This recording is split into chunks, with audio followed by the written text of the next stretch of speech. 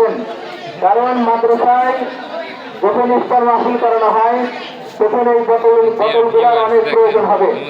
এখন আপনাদের কাছে আবারও বলতেছি, যার সামনে বোতল গেছে এই বোতলগুলা মেহমানদারি শেষে আপনারা সকলে এই বোতলগুলা রেখে যাবেন, এটা মাদ্রাসা কমিটি সংরক্ষণ করবে। আমাদের ঈদগাহ মাঠ পুরাটা একদম মানুষে পূর্ণ হয়ে গেছে।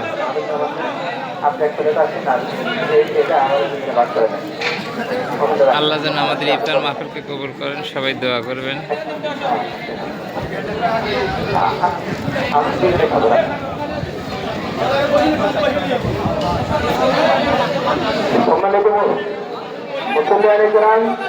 আমরা সবাই করে শরীর করি, আমরা সবাই করে শরীর করে একটু করে দেওয়া হবে ইনশাআল্লাহ।